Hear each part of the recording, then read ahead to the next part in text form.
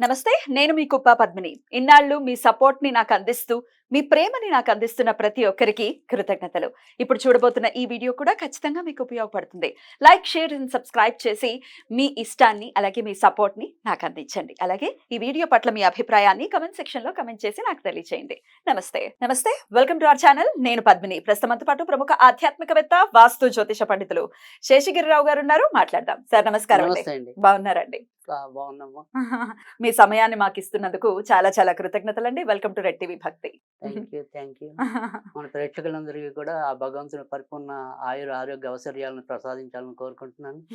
గోచారంతో సంబంధం లేకుండా అందరి జీవితాల్లో కూడా వెలుగులు కావాలని కోరుకుంటున్నాను. మనస్ఫూర్తిగా మేము కూడా అదే కోరుకుంటున్నాం. కాకపోతే గోచార రీత్యా ఉండేటటువంటి ఫలితాలు ఖచ్చితంగా ఉంటాయి. గ్రహచారం ఒక ఒక మేజర్ రోల్ ని ప్లే చేసినప్పటికీ గోచారం కూడా ఆ రోల్ ని ప్లే చేస్తుంది. కాబట్టి నేను మిమ్మల్ని ఇప్పుడు గోచార రీత్యా ద్వాదశ రాశులకి కూడా, అంటే ఇప్పుడున్న గోచార రీత్యా ద్వాదశ రాశులకి ఎట్లాంటి ఫలితాలు రాబోతున్నాయి అనేది అడగదలుచుకున్నానండి.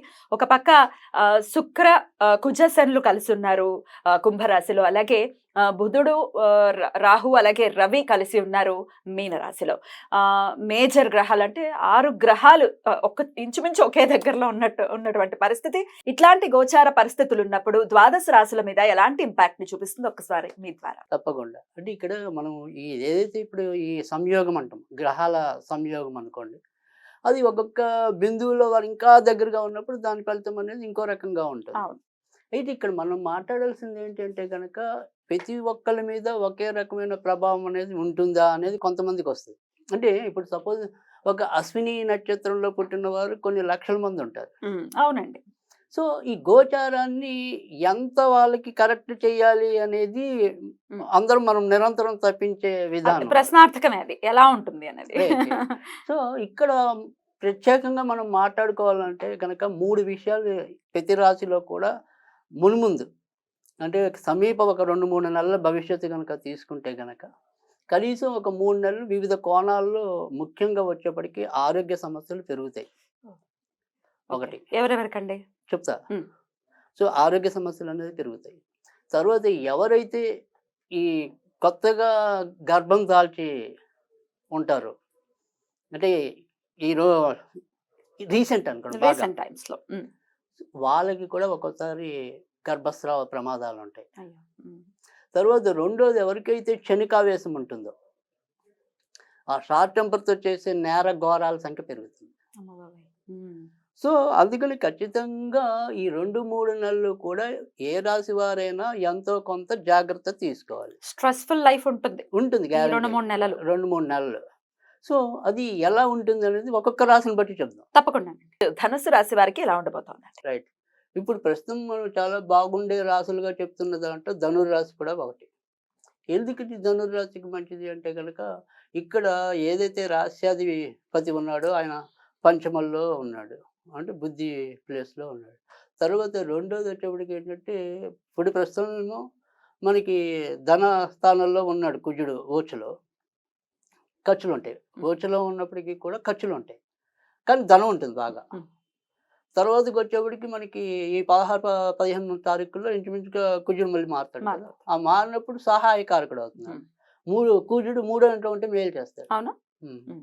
సో అందుకని సోదరి బంధవ్యాలు అనేది ఇంకా పెరుగుతాయి, సోదరి బంధవ్యాలు.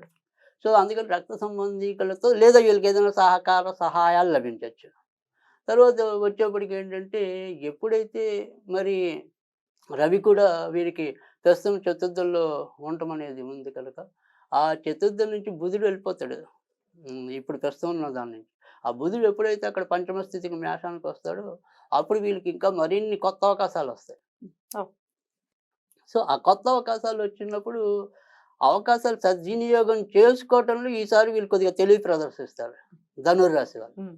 అంటే గతంలో వీళ్ళకి ఎప్పుడు కూడా అవకాశాలు చాలా వస్తూ ఉంటాయి, కానీ వీళ్ళు వాటిని వాయిదా వేసే గుణం కానీ, లేదా వాళ్ళే భయపడి వదిలేసుకోవటం కానీ, దీనివల్ల జీవితంలో కొంత ప్రగతికి దూరం అవ్వచ్చు.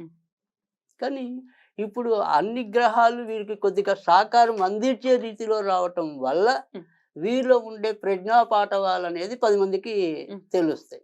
దానికి తగ్గట్టుగానే అవకాశాలు రావటం అనేది ఉంటుంది. ముఖ్యంగా బోధనా రంగంలో ఉండే వాళ్ళకి కానీ ఇలా మాటల వృత్తిలో ఉండేవాళ్ళు అంటే లాయర్లు అవ్వచ్చు, ఇలాంటి మనలాంటి వాళ్ళు అవ్వచ్చు. ఉమ్, సో ఇలా ఏదైనా సరే ఈ మాటల వృత్తిలో ఉండేవాళ్ళు వాళ్ళ ప్రజ్ఞా పాఠవాలు మరింత వెలుగులోకి వస్తాయి. beautiful. సో తర్వాత వచ్చేప్పటికి ఏంటంటే బుధుడి రీతి వల్ల మన ఇంటి సంబంధించి అంటే ఎవరైతే రియల్ ఎస్టేట్ వ్యవహారాలు అంటే మీడియేటర్గా ఉండి చేస్తారే ఉమ్, ఉమ్, కమిషన్ ఉమ్, బేస్లో, ఉమ్, అలాంటి వాళ్ళు కూడా అయ్యో కొద్దిలో బేరాలు పోతున్నాడని బాధపడే వాళ్ళు చాలా మంది ఉంటారు. ముఖ్యంగా రియల్ ఎస్టేట్ ఒకటి సినిమా వాళ్ళు ఒక్క ఛాన్స్ అన్నట్టు ఉంటుంది. ఉంటుంది. సో అది ఈసారి కొద్దిగా ఒక్క ఛాన్స్ అయినా తగలడం అనేది ఉంటుంది. ఓ సో అందుకని వాళ్ళు కూడా కొంతవరకు ఆనందంగా ధనురాశి వాళ్ళు ఉండడానికి ఉంటుంది. అయితే ధనురాశి వాళ్ళు ఎక్కడ జాగ్రత్త పడాలి అంటే గనక వీళ్ళు బయట ఇప్పుడు ఇలా ఒక వీళ్ళ యొక్క ప్రజ్ఞాపాఠ వాళ్ళు ఎంత ఉన్నతంగా బయటికి రాబడినప్పటికీ కూడా ఇంట్లో ఏదో రకమైన భార్యాభర్తలకి కొంత పొరపక్షాలు కలగటం అనేది ఉంటుంది. సో ఎంతసేపు అదే జీవితం అని వీళ్ళకు ఉండొచ్చు. బయట నా జీవితం అలా ఉన్నప్పుడు నీకు ఇంట్లో ఏం చేస్తాను ఈయన అనొచ్చు. ఇట్లాంటివి ఉంటాయి. ఏంటి సో అందుకని ఆ రకమైన ఏమంటాం తాత్కాలికమైనవి, శాశ్వత ఇబ్బందులు కాదు. ఉమ్. సో అలా తాత్కాలికంగా కొన్ని గొడవల్లో అయితే ఇంట్లో దారి తీయచ్చు. తర్వాత రెండోది ఏంటంటే మరి ఎవరైతే ఇంకా చిన్న చిన్న పిల్లలు అంటే సపోజ్ మనం విద్యార్థి దశలో ఉండే పిల్లలు ఎవరైతే ఉంటారో వాళ్ళ మీద వీళ్ళు ఒకంత కొద్దిగా దృష్టి పెట్టడం అనేది అవసరం ఉంటుంది. అంటే ఏదైతే ఇంకా విద్యార్థి దశలో ఉండే పిల్లలు కొద్దిగా కొత్త కొత్త అలవాట్లకు లోనయ్యే ప్రమాదం అయితే ఉంది. జాగ్రత్త కనుక వహించాలి. ఆ విషయంలో జాగ్రత్త వహించాలి. కనుక మరి ఇలాంటివి ఏమైనా ఉంటే ఆ చెడు పోవాలి అంటే మరి వీరు ఏం ఎవరిని చేస్తారు? పూజించాలి? ఉమ్. వీరైతే కనుక తప్పకుండా శివుణ్ణి పూజించడం అనేది మంచిది. అద్భుతం.